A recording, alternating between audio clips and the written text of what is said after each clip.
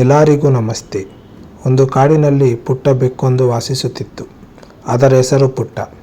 ಪುಟ್ಟ ನೋಡಲು ಸಾಮಾನ್ಯ ಮನೆಯ ಬೆಕ್ಕಿನಂತಿದ್ದರೂ ಅದರ ಮನಸ್ಸಿನಲ್ಲಿ ದೊಡ್ಡ ಕನಸೊಂದು ಮನೆ ಮಾಡಿತ್ತು. ಅದಕ್ಕೆ ಸಿಂಹದಂತೆ ಆಗಬೇಕೆಂಬ ಮಹದಾಸೆ. ಪ್ರತಿದಿನವೂ ಅದು ಕನಸು ಕಾಣುತ್ತಿತ್ತು. ದೊಡ್ಡ ಬಾಯಿಯಿಂದ ಗರ್ಜಿಸುತ್ತಾ ಕಾಡಿನ ರಾಜನಂತೆ ಮೆರೆಯುತ್ತಾ ಇದ್ದ. ಆದರೆ ದೊಡ್ಡದೊಂದು ಸಮಸ್ಯೆ ಇತ್ತು. ಪುಟ್ಟ ಇನ್ನೂ ಸಣ್ಣ ಸಣ್ಣ ಇಲಿಗಳನ್ನು ಹಿಡಿಯುವುದಕ್ಕೂ ಸಮರ್ಥನಾಗಿರಲಿಲ್ಲ. ಸಿಂಹದಂತೆ ಆಗಬೇಕೆಂಬುದು ಬಯಸಿದರೂ ತನ್ನ ನೈಸರ್ಗಿಕ ಶತ್ರುಗಳಾದ ನಾಯಿಗಳನ್ನು ಕಂಡರೆ ಸಾಕು ಹೆದರಿ ಓಡಿ ಹೋಗುತ್ತಿತ್ತು.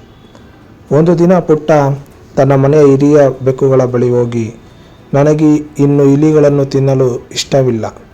ನಾನು ದೊಡ್ಡ ಹುಲಿ ಅಥವಾ ಸಿಂಹದಂತೆ ಬೇಟೆಯಾಡಿ ರಕ್ತ ಕುಡಿಯಬೇಕು ಎಂದು ಘೋಷಿಸಿದ.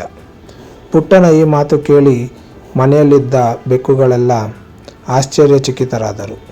ನಿಜವಾಗಿಯೂ ನಿನಗೆ ಸಿಂಹದಂತೆ ಆಗಲು ಬೇಕಾದ ಧೈರ್ಯ ಶಕ್ತಿ ಇದೆಯೇ ಎಂದು ಹಿರಿಯ ತಾಯಿ ಬೆಕ್ಕು ಕೇಳಿತು. ನನಗೆ ಬೇಕಾಗಿರುವುದು ಧೈರ್ಯ ಮತ್ತು ಆತ್ಮವಿಶ್ವಾಸ ಮಾತ್ರ ಎಂದು ಪುಟ್ಟ ಹೆಮ್ಮೆಯಿಂದ ಹೇಳಿತು. ಇದನ್ನು ಕೇಳಿ ಅಲ್ಲಿದ್ದ ಬೆಕ್ಕುಗಳೆಲ್ಲ ನಗಲು ಪ್ರಾರಂಭಿಸಿದವು. ದೊಡ್ಡಪ್ಪ ಬೆಕ್ಕು ತಲೆಯನ್ನು ಅಲ್ಲಾಡಿಸುತ್ತಾ, ಪುಟ್ಟ, ಸಿಂಹದಂತೆ ಆಗಲು ಇಲಿ ತಿನ್ನುವುದನ್ನು ಬಿಟ್ಟರೆ ಸಾಲದು. ಅದಕ್ಕೆ ಮೊದಲು ಸಿಂಹದಂತೆ ಬದುಕಲು ಕಲಿಯಬೇಕು ಎಂದು ಬುದ್ಧಿ ಹೇಳಿತು. ಪುಟ್ಟ ತಕ್ಷಣವೇ ಅಲ್ಲಿಂದ ಓಡಿ ಹೋಗಿ ಕಾಡಿನಲ್ಲಿ ಸಿಂಹದಂತೆ ಬದುಕಲು ಕಲಿಯಬೇಕೆಂದು ನಿರ್ಧರಿಸಿತು. ಅಲ್ಲಿ ಒಂದು ದೊಡ್ಡ ಮರದ ಕೆಳಗೆ ಮಲಗಿದ್ದ ಸಿಂಹವನ್ನು ಕಂಡಿತು. ನಾನು ಇವನಿಂದ ಕಲಿಯಬೇಕು ಎಂದು ಪುಟ್ಟ ನಿರ್ಧರಿಸಿತು. ಪುಟ್ಟ ಸಿಂಹದ ಬಳಿ ಹೋಗಿ ಕೇಳಿತು, ಓ ರಾಜನೇ, ನಾನು ನಿನ್ನಂತೆ ಬದುಕಲು ಇಚ್ಛಿಸುತ್ತೇನೆ. ದಯವಿಟ್ಟು ನನಗೆ ಮಾರ್ಗದರ್ಶನ ನೀಡು. ಸಿಂಹ ಕಣ್ಣು ತೆರೆದು ನೋಡಿತು. ಆದರೆ ಅದರ ಮನಸ್ಸು ದುರ್ಬಲವಾಗಿತ್ತು. ನೀನು ಸಿಂಹದಂತೆ ಆಗಬೇಕಾದರೆ ನಿನ್ನಲ್ಲಿ ಹೆಮ್ಮೆ, ಶಕ್ತಿ ಮತ್ತು ಧೈರ್ಯವನ್ನು ಬೆಳೆಸಿಕೊಳ್ಳಬೇಕು. ಮೊದಲು ನೀನು ಯಾರನ್ನು ನೋಡಿದರೂ ಹೆದರಬಾರದು ಎಂದು ಹೇಳಿತು. ಆಗ ಪುಟ್ಟನಿಗೆ ನೆನಪಾಯಿತು, ನಾಯಿಗಳನ್ನು ಕಂಡರೆ ಅದು ಮರ ಹತ್ತುತ್ತಿತ್ತು. ನಾನು ಈ ಸವಾಲನ್ನು ಹೇಗೆ ಎದುರಿಸಲಿ ಎಂದು ಪುಟ್ಟ ಕೇಳಿತು. ಸಿಂಹ ನಗುತ್ತಾ, ಮೊದಲು ನೀನು ಭಯವನ್ನು ಗೆಲ್ಲಬೇಕು ಎಂದು ಹೇಳಿತು. ಇದನ್ನು ಕೇಳಿ ಪುಟ್ಟ ಮನೆಗೆ ಮರಳಿತು ಮತ್ತು ನಾಯಿಯೊಂದರ ಮುಂದೆ ನಿಂತು, ಇಂದಿನಿಂದ ನಾನು ನಿನಗೆ ಹೆದರುವುದಿಲ್ಲ ಎಂದು ಘೋಷಿಸಿತು.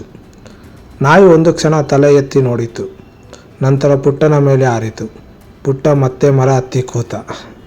ಇದನ್ನು ನೋಡಿದ ಸಿಂಹ ಕಾಡಿನಿಂದಲೇ ನಗುತ್ತಾ, ನೀನು ಸಿಂಹದಂತೆ ಆಗಲು ಬಯಸಿದರೆ ಮೊದಲು ನೀನು ದೈನಂದಿನ ಜೀವನದಲ್ಲಿ ಸಿಂಹದ ಶಕ್ತಿಯನ್ನು ಸಾಧಿಸಬೇಕು. ಸಿಂಹ ಎಂದಿಗೂ ತನ್ನ ನಿರ್ಧಾರವನ್ನು ಬದಲಾಯಿಸುವುದಿಲ್ಲ ಎಂದು ಹೇಳಿತು. ಪುಟ್ಟನಿಗೆ ಈ ಮಾತು ಅರ್ಥವಾಗಲಿಲ್ಲ. ನಾನು ಇನ್ನೂ ಇಲಿ ತಿನ್ನುವುದಿಲ್ಲ, ನಾಯಿಗಳೊಂದಿಗೆ ಹೋರಾಡುವುದಿಲ್ಲ, ನಾನು ಜಗತ್ತಿಗೆ ದೊಡ್ಡದಾಗಿ ಗರ್ಜಿಸುತ್ತೇನೆ ಎಂದು ಹೇಳಿತು. ಆದರೆ ವಾಸ್ತವವಾಗಿ ಪುಟ್ಟ ಒಂದು ಸಣ್ಣ ಇಲಿ ತಿನ್ನುವ ಬೆಕ್ಕಾಗಿಯೇ ಉಳಿಯಿತು.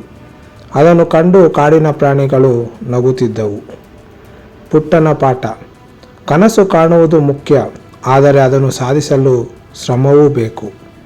ಈ ಪುಟ್ಟ ಕಥೆ ನಿಮಗೆ ಇಷ್ಟವಾಗಿದ್ದರೆ ಲೈಕ್ ಮತ್ತು ಕಮೆಂಟ್ ಮಾಡಿ, ಸಬ್ಸ್ಕ್ರೈಬ್ ಮಾಡಿ. ಧನ್ಯವಾದಗಳು.